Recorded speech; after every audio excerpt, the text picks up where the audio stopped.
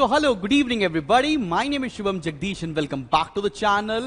तो इकोनॉमिक्स का हम लोग कॉस्ट एंड रेवेन्यू का आज लास्ट वीडियो देखने जा रहे हैं, जिसमें हम सब कुछ खत्म कर देने वाले हैं इस पर्टिकुलर वीडियो के अंदर। इसके पहले मैंने आपको चैप्टर नंबर 2 से लेकर कॉस्ट के चैप्टर के पहले तक सब कुछ पढ़ा दिया है, और फ्री स्टडी मटेरियल सेक्शन जो कि हमारे एप्लीकेशन के अंदर है उसमें आपको इसके नोट्स भी प्रोवाइड कर दिए। रेवेन्यू के नोट्स आज आपको मिल जाएंगे। ठीक है, जल्दी से माइक्रो खत्म करता हूं and then I will be beginning with commerce का चैप्टर्स के साथ साथ, सो दैट जल्दी से उसके भी 5-10 चैप्टर करा दिए जाएं। ठीक है, चलो भैया शुरू करते हैं। रेवेन्यू क्या होता है, क्या क्या चीजें इसके अंदर आएंगी, क्या रिलेशनशिप्स होते हैं, सब कुछ कवर करेंगे। रेवेन्यू का मतलब है क्या, आसान भाषा में समझो, सामान बेचकर जो पैसा आ जाए उसे रेवेन्यू कहते हैं। जैसे मान लेते हैं तुम्हारे पास 10 सेलफोन्स हैं और तुमने वो बेच दिया 1000 रुपए के रेट से, तो 10 सेलफोन्स 1000 रुपए के रेट से बेचा, तुम्हारे पास 10,000 रुपए आ गया। वो 10,000 क्या कहलाएगा, रेवेन्यू कहलाएगा। समझ में आ गया। चलो बॉस आगे बढ़ते हैं।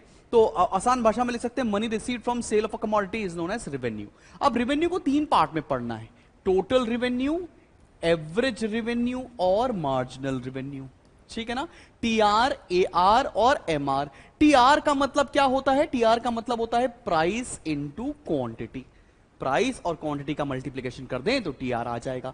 एआर क्या होता है, TR divided by Q, total revenue divide by units, ये होता है हमारा एवरेज रेवेन्यू। मार्जिनल रेवेन्यू क्या होता है बेटा, TR N minus TR N minus 1। कहने का आसान भाषा ये है कि चेंज इन टीआर हमारा एमआर होता है। ठीक है, यहां तक तो बात तुमको समझ में आ गई, सभी लोगों को कोई दिक्कत नहीं है।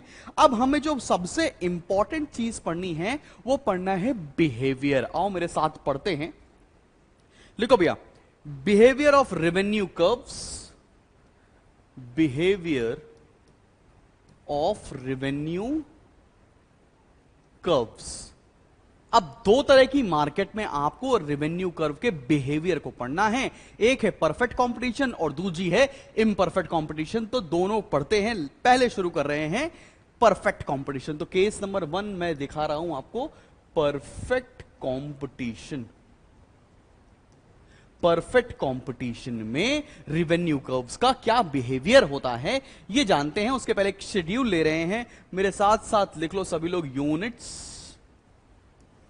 और इधर लिख लो प्राइस। ठीक है, यूनिट्स लिखिए सभी लोग 1 से लेकर 5 तक, 1 2 3 4 एंड 5, 1 2 3 4 एंड 5। ठीक है भाई, और हमारे को प्राइस दे रखा है हर एक कमोडिटी का 15। ठीक, परफेक्ट कॉम्पिटिशन में प्राइस हमारा कांस्टेंट यहां पर दे रखा है, तो 15 यूनिट है। तो आप क्या यहां से टीआर, एआर और एमआर निकाल सकते हो? ये तो निकाला जा सकता है ना भाई, टीआर, एआर, एमआर निकाल सकते हैं। कैसे निकालेंगे, 15 इंटू 1 15, 15 इंटू 2 30, 45 60 75। समझ में आ गया, टीआर का फॉर्मूला बताया है, प्राइस इंटू क्वांटिटी।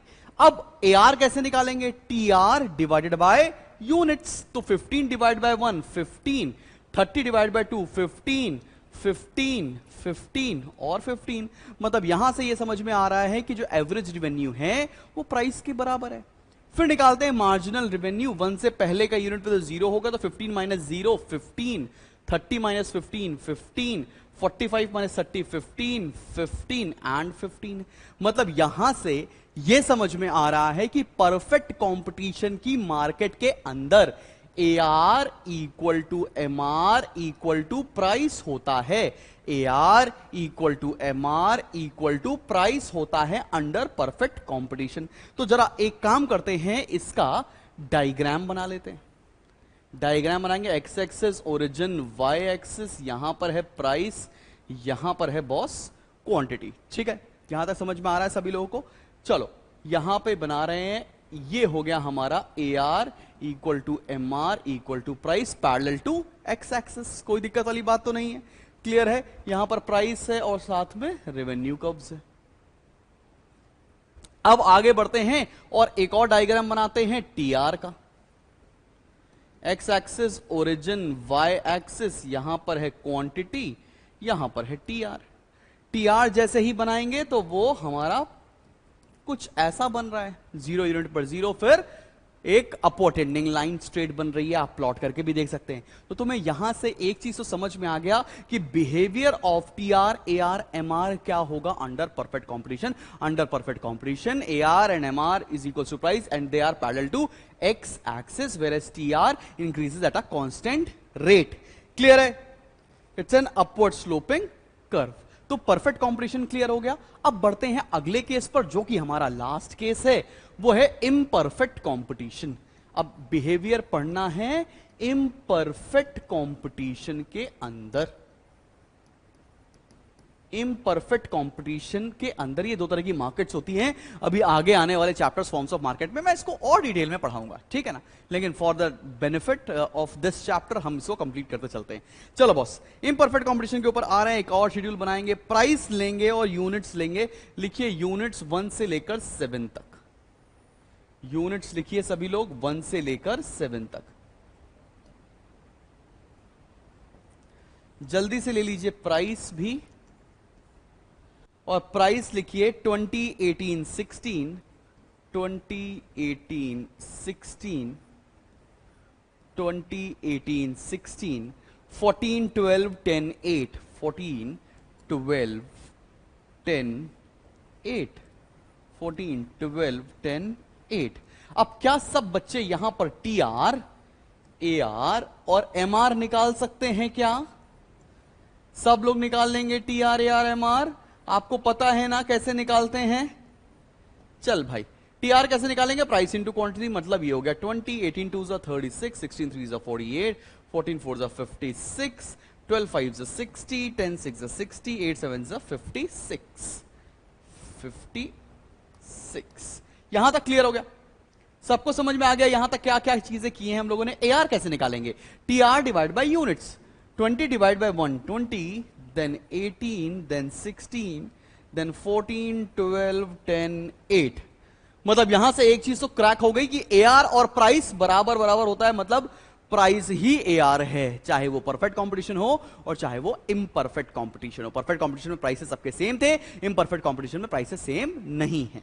अब निकालते हैं एमआर। पहले यूनिट पर आ जाएगा 20, then 36 minus 20 is 16, then again 12, then 8, 4, 0, -4।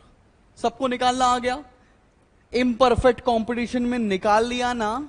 अब डायग्राम के थ्रू इस बात को बताएंगे और आपको समझ में आएगा ये क्या हो रहा है और इसका बिहेवियर क्या है, इसका रिलेशनशिप क्या होगा, सब बताएंगे। ठीक है ना बेटा? चलो आओ। X axis origin, Y axis यहां पर क्वांटिटी और यहां पर प्लॉट कर रहे हैं हम AR एंड MR। सिमिलरली यहां पर है क्वांटिटी और यहां पे प्लॉट कर रहे हैं हम TR। अब टोटल रेवेन्यू अगर तुम मेरे तरह से प्लॉट करोगे तो कुछ टोटल रेवेन्यू इस तरह का बनेगा, प्लॉट करके देख सकते हो। और आपको ये देखिए, जिस जगह TR मैक्सिमम है उस जगह MR 0 है, जिस जगह TR मैक्सिमम है उस पॉइंट पर MR 0 है। लाइन तो सीधी खींचती नहीं है आज तक बचपन से। हाँ भाई, तो चलो एमआर का कर्व बना रहा हूं, ये बन गया हमारा एमआर। ठीक है भाई, कोई दिक्कत वाली बात तो नहीं है। और ये बना दिया मैंने एआर। सॉर्टेड है, कोई दिक्कत, कोई परेशानी? क्लियर? अब इनका रिलेशनशिप लिख लिया जाए।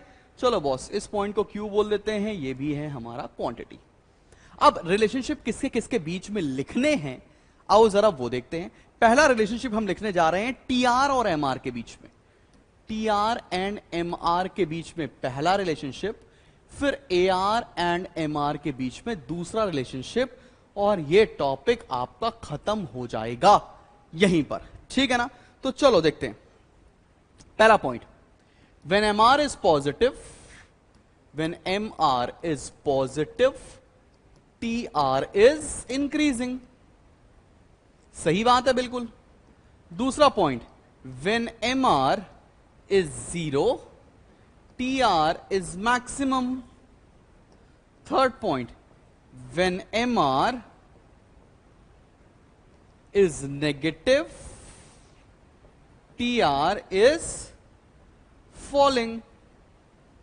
यही तो हुआ। जरा डायग्राम देखें भाई, देखो जब तक एमआर पॉजिटिव था, मतलब इस पॉइंट से पहले तक, तब तक टीआर ग्रो कर रहा था। जब एमआर जीरो हुआ टीआर मैक्सिमम हो गया, जब एमआर नेगेटिव हो गया टीआर फॉल करने लगा। इजी है, लिख सकते हैं, कोई दिक्कत वाली बात तो नहीं है। समझ में आ गया सभी लोगों को? चलो भाई आगे देखते हैं। अब हमको रिलेशनशिप लिखना है एआर और एमआर के बीच में। पहला लिख लो, as long as AR is falling, MR is less than AR। जब तक AR फॉल कर रहा है MR AR से कम है। ठीक है, चलो भैया, when AR is a straight line, MR is also a straight line, MR is also a straight line. When AR is a straight line, MR is also a straight line. लिख लिया सभी लोगों ने यहां तक?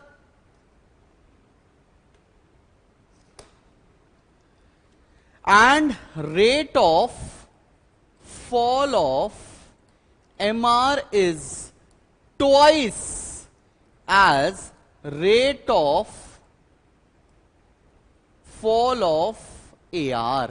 ये एक एक्स्ट्रा लाइन लिखवा रहा हूं। अब बात समझते हैं कि क्या बोला गया है। AR और MR के बीच में रिलेशनशिप देख रहे हैं। देखो भैया, जब AR फॉल कर रहा है MR AR से कम है। जब ये स्ट्रेट लाइन है MR भी स्ट्रेट लाइन है, लेकिन जो MR है वो डबल तेजी से कम हो रहा है AR की फॉल से। ठीक है ना, MR is twice as fall in AR। बात समझ में? अगर AR 2 यूनिट से कम हो रहा है तो MR 4 यूनिट से कम हो रहा है। तो 3 पॉइंट तुमको लिखा दिए गए और यहां पर तुम्हारा ये चैप्टर खत्म होता है। अगर आपको ये सॉल्व करना आता है तो उसके न्यूमेरिकल्स में भी दिक्कत नहीं आने वाली है। So finally this chapter is done. अब इसके आगे बढ़ेंगे हम लोग अगले चैप्टर पर अगली क्लास में, और वो चैप्टर है हमारा forms of market. 8 chapter complete करा चुके हैं। 9th 10th और 11th 3 चैप्टर कंप्लीट करने के बाद हमारा पूरा माइक्रो हो जाएगा। एंड दैट्स अ प्रॉमिस, इस वीक में हम पूरा माइक्रो खत्म करने वाले हैं। ठीक है, समझ में आ गई ये बात सभी लोगों को? तो चलो मिलते हैं बहुत जल्दी एक नेक्स्ट वीडियो के साथ। Till then keep smiling and keep learning. और लगता है कि एंट्रेंस की प्रिपरेशन करनी है तो फतेह कोर्स आपका वेट कर रहा है। Bye bye.